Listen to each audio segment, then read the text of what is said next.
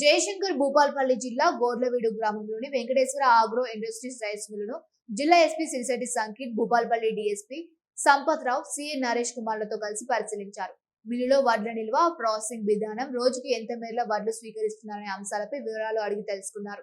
సందర్భంగా ఎస్పీ మాట్లాడుతూ రైతుల నుండి సాధ్యమైనంత ఎక్కువ వడ్లను పారదర్శకంగా కొనుగోలు చేయాలని సూచించారు.